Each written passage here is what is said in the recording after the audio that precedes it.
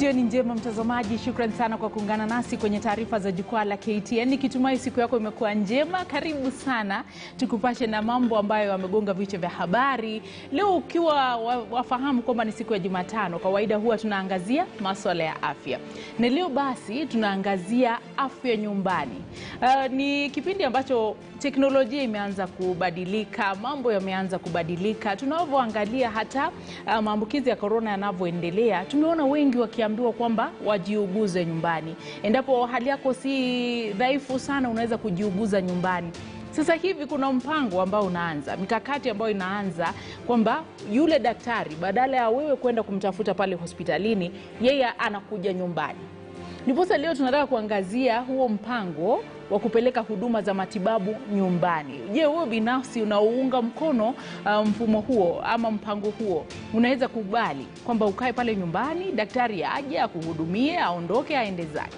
Kuna tangazo moja ambalo nimeliona likisambazwa, sijathibitisha kama ni kweli.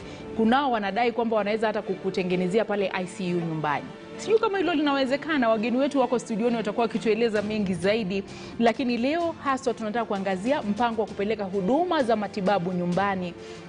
Kushiriki sehemu yetu ya swala nyeti ni rahisi sana. Tutumie kauli zako kupitia nambari 22155 22155 bila malipo yoyote. Kwenye mtandao wa Twitter ni @ZubeidaKananu @KTNNewsKE ukitumia #jukwaa la KTN. Leo studioni wageni wetu ni Shana Mahihu ambaye ni mtaalamu wa biashara katika Ponea Health, atakuwa akitueleza mengi zaidi, na John Njenga ambaye ni tabibu na mbunifu katika Ponea Health, watakuwa wakitueleza kuhusu mpango huu ambao unahusisha madaktari kuja nyumbani kukuhudumia. Watakuwa wakitueleza mengi zaidi muda usiokuwa mrefu, lakini kwanza kabisa tuanze kwa kuangazia taarifa kuu. Jina langu ni Zubeida Kome. Jaji wa mahakama ya rufaa Martha Koome leo amehojiwa na tume ya utumishi wa mahakama nchini katika nafasi ya jaji mkuu iliyoachwa wazi na jaji mkuu mstaafu David Maraga. Koome, ambaye anajulikana kwa kupigania haki za watoto wa kike na kina mama, amesema kuwa yuko tayari kuvaa viatu hivyo. Koome alijiunga na idara ya mahakama baada ya utawala wa NAK kuchukua hatamu chini ya rais wa tatu wa Kenya, Mwai Kibaki. Again, the Mother Koome I knew in private practice was so firebrand, apart from, of course, the political issues on women rights and the children. I would want to understand what exactly, because this seems to have been your life, even up to date. What pricked my conscience was the violation of women's rights and children's rights. And this was a threat to the family. And this was a threat to the country. I perceived women's rights and children's rights to be central to the family because they anchor the family. And I realized there is a big gap. For women, there were no laws completely. You know the raft of laws that have been enacted. Children's laws were scattered in 17 statutes before we came up with the Children Act. Today, we have this Constitution 2010, which is very progressive, but the Children Act has not even been reviewed and realigned with the Constitution 2010, but I'm proud to say the committee that was put together by the NCAJ, which is a body of this JSC, has worked on a draft children's bill, which is currently at the floor of Parliament for consideration. What is your take home in that matter? Because, of course, it's one of the major cases that have been used again and again when it comes to the issue of matrimonial property.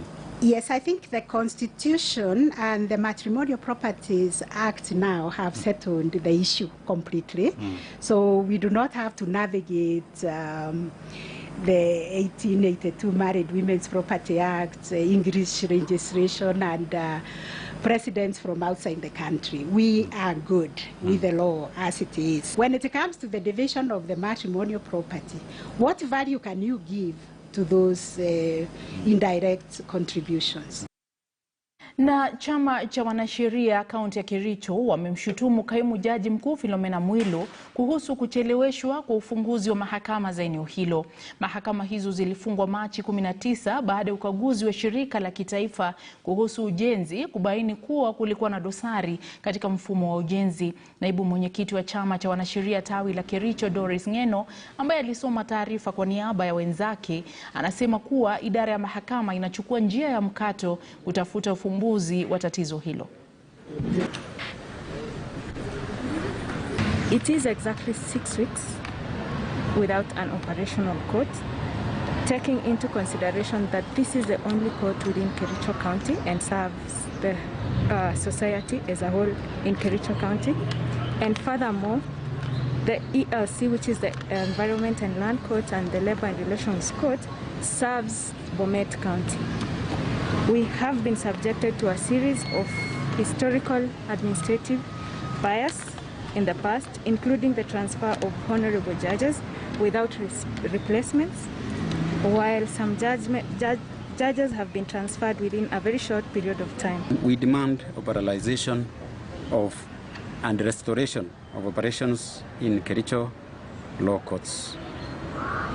We see court number 4, which is behind the condemned building, was closed, yet it's distinct and it's away from the unsafe premises. We ask ourselves, why shouldn't these premises be used to have civil matters proceeding, as well as having those virtual proceedings? We understand, though we are not holding plea for the judiciary, that they could be having budgetary constraints. The people who are holding the key to even passing supplementary budget are our MPs. So we shall want to rally them to make sure that they work with the judiciary. Gavana wa Makueni, Profesa Kibwana, yuko katika mazungumzo na chama cha ODM kuhusu jinsi ya kushirikiana katika uchaguzi mkuu ujao mwaka 2022. Inavyoelekea, Kibwana yuko mbioni kuhama chama cha Wiper kinachoongozwa na Kalonzo Musyoka, ambacho ni maarufu katika maeneo ya Ukambani. Kibwana hapo jana alifanya mkutano wa faragha na maafisa wa chama cha ODM kutoka Ukambani. Kiongozi wa ODM Mheshimiwa Raila Odinga na mimi na kuna wengine vile vile tunafikiria kwa njia moja kulingana na kupeleka Kenya mbele, kuwa tunataka kuwa na mabadiliko halisi, watu wapate nchi nzuri, nchi inaweza kuwasimamia vilivyo, na kwa hivyo kufanya kazi pamoja sio jambo ngumu. Waumini wa kanisa la Wings of Life mtaani Sli wanalalamika baada ya watu wasiojulikana kubomoa kanisa lao jana usiku chini ya ulinzi wa polisi. Wabomozi walitumia matingatinga kubomoa majengo ya kanisa hilo ambalo linajumuisha afisi za kanisa, maktaba, shule, miongoni mwa vituo vingine muhimu. Waumini wa kanisa hilo wanadai kuwa wana stakabadhi za msingi za ardhi hiyo na sasa wanaitaka serikali ya kaunti kuingilia kati.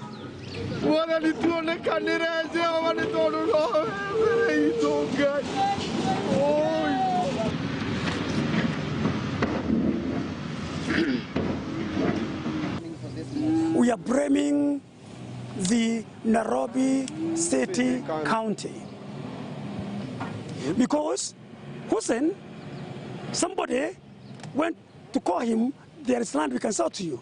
How did he come to know there's land here? Land which have been occupied, and the documents that he holds are dated 2018. Can you compare 2018 with 1997? And we have all the receipts, yes? Over 300 members have been affected. We have several members who meet here from all nations. This church is an international church. We haven't gotten any court order. We haven't gotten anything from the police or from whoever giving us a notice to vacate. Instead of them caring for us, they care so much about the lining up their pocket with money, because this all has happened because of money. There are people they are members of the church who are living here. Their properties have been destroyed. We have an international college here, Bible college. Everything has been destroyed. Our instruments have been destroyed. We are asking, why does the government allow some people who seem to be special in this country, that they can do whatever they want at odd hours, whereas we are sleeping and there is a curfew? Na mtazamaji, tunaelekea madukani sasa hivi. Kuna mmoja hapa kutoka Eldoret. Anasema ni Patrick kutoka Eldoret. Anasema hapo sasa maskini hana laki. Kawaida daktari ataenda penye atavuna vizuri. Sijui wageni wetu watakuwa na lipi la kusema kuhusu hili. Ndio tunazungumza kuhusu kupeleka huduma za matibabu nyumbani. Endapo unahofia kafyu au unaona usafiri kidogo utatatizika, kuna wale ambao sasa wanaagiza madaktari kuja nyumbani kuwahudumia pale nyumbani. Na ndiposa tunakuuliza wewe binafsi, unaunga mkono utoaji wa huduma za matibabu nyumbani? Je, wewe binafsi unaunga mkono utoaji wa huduma za matibabu nyumbani?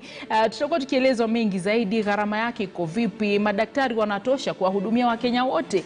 Tutakuwa tukielezwa mengi zaidi, pamoja na hili swala la Patrick kwamba hapa sasa ni pa matajiri peke yake. Kina Yahya wanaweza kumudu gharama ya kutibiwa nyumbani. Tutakuwa tukirudi muda sio kwa mrefu, tutaelimishwa pia kuhusu wale ambao wanawahudumia wagonjwa pale nyumbani. Ni vipi unaweza kuangalia viwango vya oksijeni, ni vipi unaweza kumpima blood pressure yule mgonjwa pale nyumbani, wale ambao wako na diabetes. Endapo una mgonjwa pale nyumbani na una swala lolote ambalo ungependa tulijadili, tuelekezee. Tutakuwa tukijadili hayo muda sio kwa mrefu, na kusihi usiondoke.